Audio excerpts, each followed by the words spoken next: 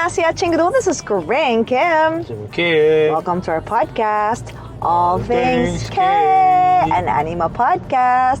Welcome, guys. I'm sure you are naninibago. It's very, very new for you guys. We are, for the first time, doing a video podcast. Yes.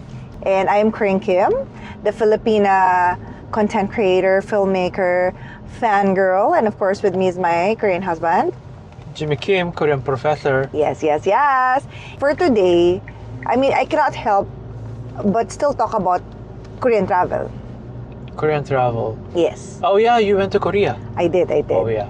And sa mga nakakanood po ng mga Instagram stories, TikTok, You didn't upload so much kaya. because I was so busy. I was Kaya nga, I just saw you intensely... from Melay or Jenica. I know, I was intensely busy kasi ako po ang punang abala nung trip namin. As some of you may know, I was with the cast of Ma'am Chief. We were there for work primarily. We had some...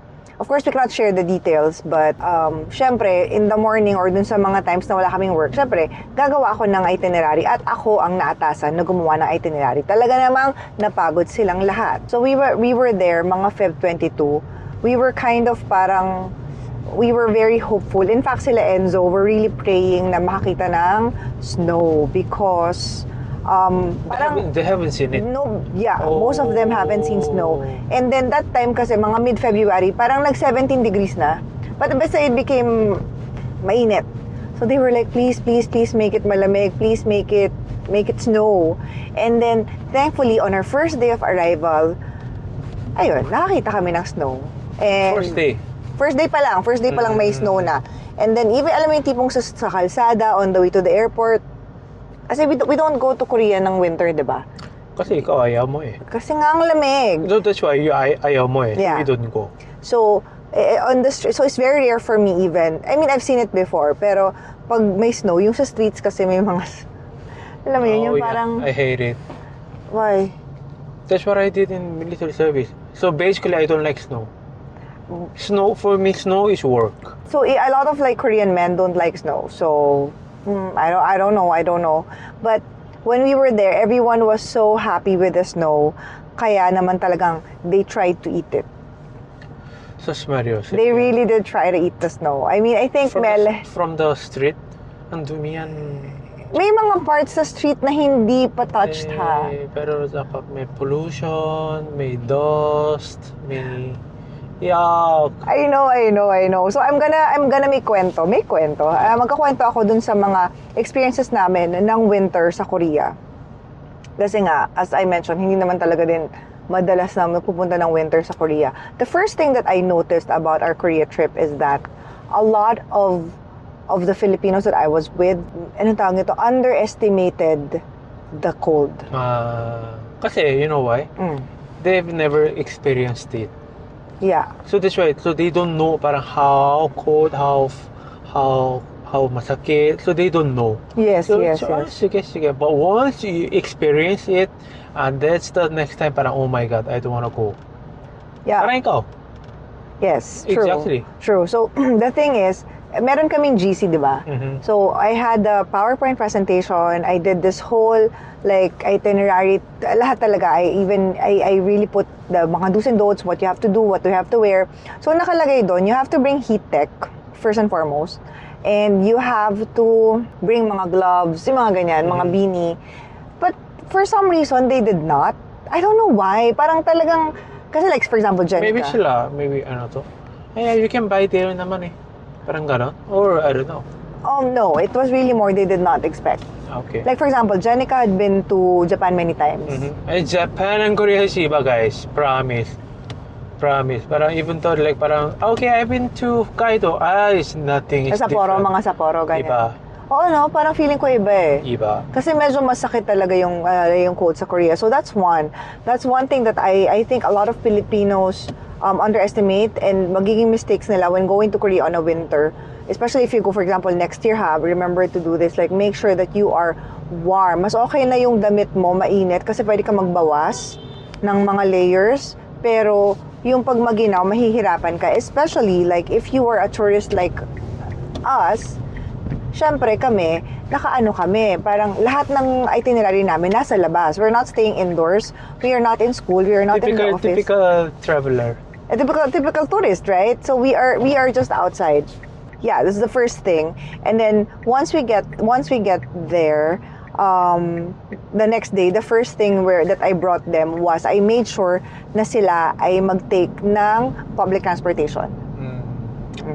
Makes sense naman. Yes, because when you were I mean, they don't want to being treated like an artista. I mean, diba, all the artists they are inside the car, inside the hotel, right. Diba? So they want to be parang tourists. mingle with the locals. Yeah, right. So our first day na talagang umikot kami, I had them buy mga tea money, tapos naglakad kami, sobrang ginaw talaga. Naglakad kami. Na-experience nila mag-hot pack. Yung mga hot pack. Nag-bus kami, nag-subway kami going to Noryangjin. So that's the first stop, Noryangjin. Have you been to Noryangjin? It has been 20 years. 20 years since it's been to Noryangjin. Well, Noryangjin is para siyang wet sea, para siyang dampa, 'di ba? It's a wholesale ng mga seafood and then magpapaluto ka doon. And it was such a good experience. Ang sarap ng food, super sarap ng food. I mean, I've been to dampa here in the Philippines, pero So dampa versus Noryangjin. I mean, it's not about the money. Anong mas masarap? siguro mahal lang yung binili na. I don't know eh. I don't know. What did I say? No price matter. No, my Noryangjin experience was very good. Okay. Masarap din naman sa dampa. Pero syempre, siguro yung luto sa dampa is very common na for me. I know, I think, I feel like ako lang ha. Maybe pero parang pare-parehas lang luto. Yes, dampa. yes. I mean, parang lahat ng crab, ganun din. Lahat ng fish, ganun din. So, they use the same way of the cooking. Ganun din naman sa Korea. Hindi, iba-iba yan. Actually, I was surprised. Iba-iba Wala yan. silang What do you garlic mean? butter Oo. Hindi uso garlic butter. They cook seafood differently in Korea, just so you guys know. of course. But my most favorite food there was the yangnyeom crab. Crab. Yes, yangnyeom crab. That was it's like hindi kayo makamove on. Sobrang sarap ng sabaw na nag-double rice na yung mga tao. Oh. You know like Typical Filipino, double rice. I know. And we had it for lunch. Hindi sa dinner. So can you imagine how full we were? Hindi naman kami nag-breakfast, pero sobrang dami. Sobrang sarap talaga niyan. Tapos pango. We also had the fish pango. It's a winter fish. Oh. It's malaki. Kulay very gray. Yes. Gray bluish. Yes. It's a winter fish. And then we fried that one. We fried that one. And what I love about Noryangjin, kung nakita niyo po yung IG stories namin na nag-pictorial kami sa snow, hindi pa yung skiing sa labas yun ng Noryangjin lang. Like sa kalsada lang ng Noryangjin, nagpantropiko kami in snow. So para siyang, it's a normal place, it's a palengke, but it gave a very different feel because there was snow. And we will be talking more about our experiences with the snow, especially in our skiing, in our next video, in our next body, I mean. But in the meantime, sa mga nasa Spotify, please enjoy these two songs from our favorite K-pop groups, nakakalabas lang. And for our video viewers, we'll see you in a bit. And we are back. So, do you have any questions about our... Wala. So, did they enjoy? Of course they did. But I don't think, if you want to go to Korea again this time, I don't think they will go again. In Noryangjin? No. In the winter. In Korea. They said they like it. They're kind of, sabi nga nung isang friend na na-meet ko dun, shout out to Herim. She said, what's up with Filipinos and the snow? Please stop already. Because on that same day, after Noryangjin, we went to KBS World. Not different story. But in the afternoon, yung pa-sunset, talaga namang nilaban po namin ang pagpunta sa Han River. Super lamig. It's like, gets mo, parang for Filipino, sobrang mainit, but you're walking outside of the street. Yes. Exactly the same concept. Which the tourists do. Like, why are you walking in the middle of, like, Intramuros at 1 p.m.? Exactly I don't the same. understand. That's why. But that's what we did. So, can you imagine the guys tubig? Diba? It's like, it's water. And then, syempre open. Wala namang enclosure Open space siya. That's why it's mas malamig. Yeah, exactly. It's windy. Exactly. But I've been to Han River many, many times. Pero kasi, first time ng iba, like sila Sela, they were not part of the shoot in Han River when we did 𝗵𝗁𝗃. So very, very excited sila. So we went there with Melay and Alora. Only. Okay. Yes, yes. And then, syempre, when you go to Han River, alam naman lahat ng tourist yan, when you go to Han River, you have to have picnic. Did you even order mga chicken? We did. It wasn't it frozen? When it arrived, it's not cold anymore. It's not hot anymore. It's not hot anymore. As in, I knew maligam-gam na siya. Kasi if you even cook the ramen, after 30 seconds, it's gonna be super malamig. I That's knew what it. happened. I can feel it. That's what happened. Kasi si Melay and tsaka si CJ, they went to the parang sa convenience store dun sa may tapat. So they did yung typical na parang ramen, ganyan. When it arrived to us, dyan lang nga, like tapat lang ng gano'n na. When it arrived to us, hindi na siya malamig. Kaya na nga. Ay mainit. So parang, as in, dumating dun sa point na I was questioning why we were doing it to ourselves. May But katabi, may Koreans? wala. Kaya na nga. Kaya na nga. Walang Koreans. But to be fair, where we were, kasi talaga nilaban namin eh. So we were on the Couch? No, not couch. Bench? On the floor. On the ground. You were on the floor? We were on the ground. We were on the ground. But So did you rent any mat, Yes. table? That's what you have to explain first. yes. So we were on the floor, on the ground. So nakuha kami ng malaking mat kasi yun yung parang picnic mat nila. Tapos alam niyo yung parang foldable na maliliit na tables. Okay. We had those. Yun lang, yung dalawa. Tapos may kasama na siyang libreng hot pack. Binigyan din kami ng hot pack. Tsaka blanket. Hot pack from the shop? Yes, Okay. libre siya. Pero yung blanket kasama ng set. So yun yung set. Blanket, If table. you don't have blanket, so smart. Mamamatay ka talaga. Literally, there's gonna be death. And then, it's super funny kasi doon sa bungad, at the start, that's where we ordered. That's where we rented. Once we get down to the riverbank talaga, may mga may trauma ako talaga. Sobrang lamig. Yes. Parang you feel like walang tenga, walang Yes. finger. Pero you don't want to put out your phone because if you put out your phone, you have to use it, diba? Yes. That's exactly what happened to us. And super I even uploaded a reel, an Instagram Facebook reel about it kasi parang ang ganda namin. Ang ganda ng sunset eh. Kasi yung parang shallow. Shallow? Yung the ilaw is not so direct. Yes.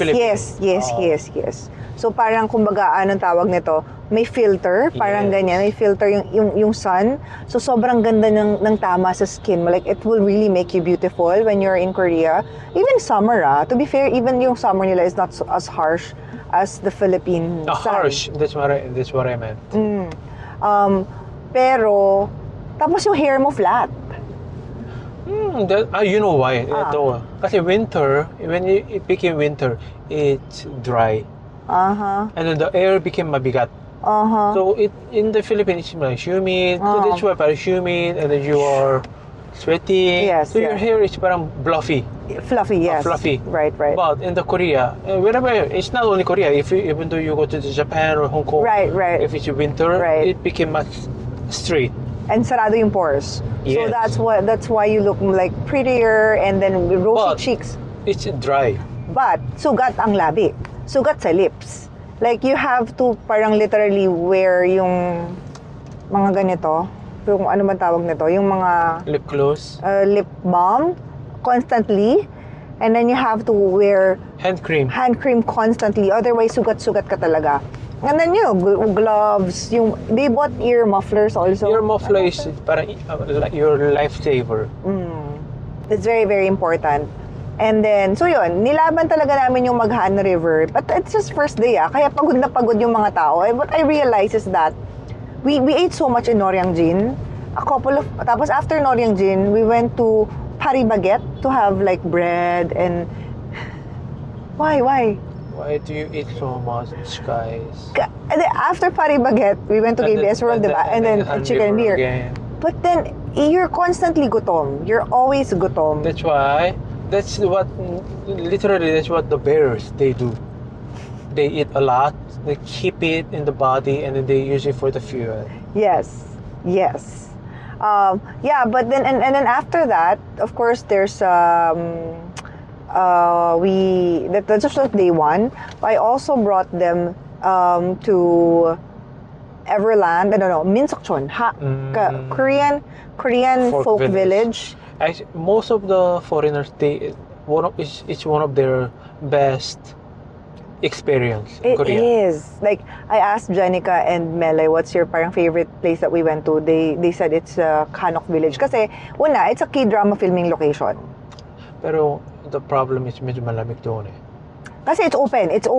Open. It's so, open. Wala pa rin, you cannot hide from the wind. Wind. Yes. Ang maganda lang doon, ang sarap umawra pag photoshoots. Kasi syempre kunyari nasa lumang bahay ka, ng so, mga... May interaction with the employees. Yes, kasi meron sila parang beggar, meron sila mga judge, may mga yangban ba yun? Yangban? May barangay captain, may something gano'n. Oo. Syempre yung mga food, mga grilled pusit. You have to grill yung mga pusit eh. You have to grill yung pusit and then...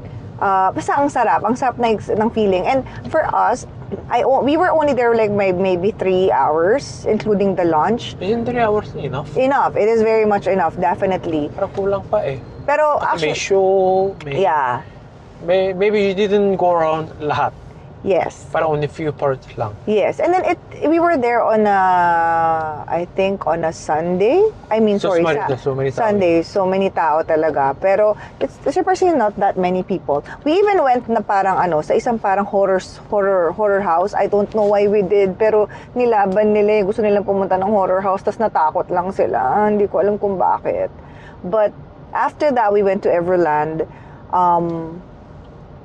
Everland is amazing, I would say. Everland is good, but weekends, ang dami tao yan. Yes. Ang daming family, ang daming bata. But honestly, nagmukbang lang kami sa Everland. Super mahal. Diba? Get mo guys, parang you're mukbang in the Disneyland. Yes. Well, anong gagawin ko? Ang team kasi namin, hiwalay kami. Normally, people go to Everland for the ride. Yes. Not us. Ang ka-team ko kasi, syempre, Melay, Janica, tsaka si Lupe, tsaka si Maxine. Umiiyak talaga sila sa rides. As in, umiiyak talaga sila. So, ang sinakyan lang namin, I think you've seen it on my post, yung parang sobrang baba lang talaga na mga 3 years old yung sumasakay. Alam mo yung parang teacup, yung parang umiikot-ikot siya ng gano'n. Yun lang yung sinakyan namin. Tapos nagmukbang na lang kami. Tapos namili ng mga gloves. Kaya pera. But everybody had fun. Sila Alora naman sila. As long as they have fun, it's okay. But para normal tourista, they are thinking, sobrang sayang pera, that's what you did in the Everland. Para think about guys, Everland, Disneyland is same level. Yes. And you were just sitting down, eating, coming back. Sayang pera. No, but we there's a lot more that we did in our 1 week trip, and we will let you guys know more about that sa pagbabalik pa namin. In the meantime, please enjoy the songs. So now we are moving on to the most important part of this winter tour, which is our skiing experience. Skiing. And to be honest, hindi namin alam if we really wanted to, if we had to take a lesson, kasi parang we took a klase, pero na-realize... Have you even tried it? Nobody has done skiing in our lives. You know what equipment you need for the skiing? No, not at all. Kaya na nga. Exactly. You need to have the instructor. If not, how can you ride it? Exactly. I'm sure you don't even know how to wear the shoes. Exactly. So eventually we realized that we needed an instructor, and there was like I think 9 of us during that time. 11. Parang dapat mga dalawang No, 13 ata kami. Kaya na nga, I mean, instructor, it has to be more than 2 or 3. There were 2. There were 2 English-speaking instructors who helped us a lot. Another one of those times when I said, bakit natin ginagawa to? Because it was really, really, really difficult. But everybody enjoyed, so I think that's the important part. Kasi gusto talaga nila makakita ng snow. And the only way that I can assure them na, okay, may snow, was to go to a ski resort. That's the only way. Okay. And then by February 28 kasi, close na yung ski resort. So parang talagang parang last kami doon, parang last hooray kami. Eventually naman, we did the lessons. Actually, talagang nag-content lang yung mga tao doon eh. Nag-Instagram lang, alam mo yun, nag-vlog lang. But it's not mura ha. So it's not something that I would really recommend, especially for people on a budget. It's not mura at all. Bumili kami nung parang pang gondola ba yun or something. Basta yung parang Yung ski lift. ride o yung lift. Bumili kami ng tickets, hindi namin nagamit. So smart yourself. But they're refundable naman. If you didn't go up, why did you go to skiing? After nung ski namin, we went overnight. Kasi syempre yung ski, I think it's probably in Gangwon. I'm not sure. After ng ski, hindi naman kami bumalik ng Seoul. Nagstay kami sa isang villa or Airbnb. Mga 30-40 minutes away. Tapos doon kami nag-bonding nung gabi at nag-bonding. Basically, natulog at I wouldn't say nag-inuman kami, but Normal people, they go there and then they drink. They grill, eating, tulog, and then karon sila. So once they arrive the ski, they ride the night one. Huh? Normally, kasi they're from Seoul, diba? After work, so they go there and then night one. They ride the night ski, and then staying in the villa, drinking, eating, chu, and then they go. In the morning they ski, and then they afternoon ski, and they go back to Seoul. Oh. Parang scuba, guess mo? Right. Parang scuba, but from Manila, you go to Batangas, one diving. And the day after, morning diving, afternoon diving, you go back to Manila. Ganun. But anyway, when we were there in the villa, we had the samgyeopsal. Before kasi dumaan muna kami ng grocery, nagbili kami ng mga karne, ganyan, nag-samgyeopsal kami, usamgyop, ganyan, and then we had mga drinks. And, you know, in the villa, meron siyang parang kainan sa labas. Parang may table. Of course, we did not stay there. Doon kami sa loob kumain. Kahit sobrang ganda. Pero who cooked? First, initially si Labaw. And then eventually, si Lupe, tsaka si nag-take over na. Tsaka si Maxine. I'm sure yung the way they cook. Sobrang well done. Kasi to be fair, nung unang luto ni Labaw, parang hindi naman luto. Yung mga Koreans, kung makapag-samgyeopsal, gusto ko alam mo, hilaw eh. But yeah, it was like, within the house, kasi laki ng house, and daming rooms, sobrang more than kasya pa kami. And I'm so grateful to everyone na dun sa mga kasama namin kasi talagang tulong-tulong, 'di ba? Syempre wala namang kaming Of course, everyone has to help, 'di ba? Oo, ganyan, 'di ba? Prepare the dishes, prepare the food, clean up. Was so good.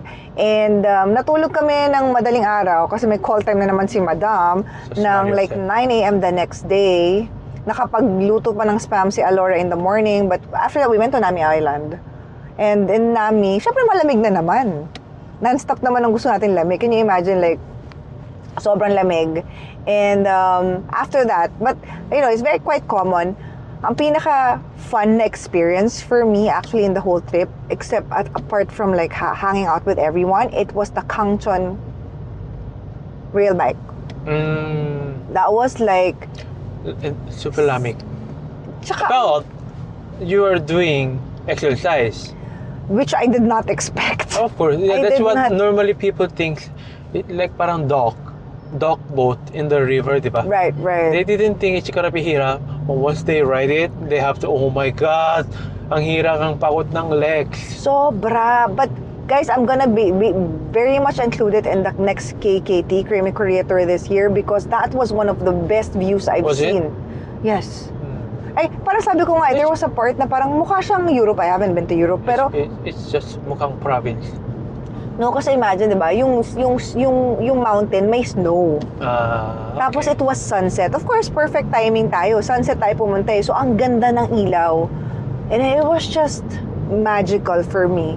And then it was basta ang saya. And you know, if there's one thing that I learned about this trip, it's really not so much about where you go, what activities you do, and what you eat, how much you spend. Talagang hindi yun eh. It's really the people that you are with. Of course. Even though you go to the 5 stars, it's you're alone, parang the people you're not gonna be with together.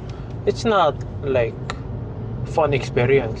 Pero if you go to the parang super mura guest house, or if you're surrounding with your friends, you're just laughing, then it's the best experience. True. And I'm glad to meet new friends kasi first time ko lang na-meet sila Yobob. Ako, sikat sa TikTok yan. Si Yobob, Yulene Castro, and yung friend niya si Kurt. And of course, nakahangout ko for the first time si Nikki, tsaka si Kevin. ang mga host ng Fight Channel, and of course nasa Showtime din sila, and of course the rest of the Ma'am Chief cast and our friends. Shout out to Ma'am Chief Melay, to Jenica, to Lupe, to Maxine, to Sela, to CJ, and to Enzo for just making this whole trip very, very, very memorable. I mean, I've been to Korea many, many times, but I can say this is really one for the books. Definitely, definitely. Yes. But that's our podcast for today. Our first video podcast. I hope you guys enjoyed. Anything that you would like to add? Yeah, it's like parang for Filipinos, I want to go to Korea for winter. But the reality is masakit. Yeah. Yun lang I want to say. Yes. It's gonna be something different what you imagine. So you have to prepare very well. Yes. And please remember, guys, that All Things K on Anima Podcast is uploaded every Friday on Spotify. And ngayon na nga, nasa video format na din kami. So abangan niyo po yan sa Facebook, sa YouTube namin. And you can follow us on Facebook, YouTube, and TikTok, and Instagram, Kring on all social media platforms. And yeah, thank you so much for always being with us. And we'll see you guys again next time. 감사합니다. 감사합니다. And of course, check out these 2 new songs from your favorite K-pop artists. We'll see you guys again next time. We love you. Bye-bye. Bye.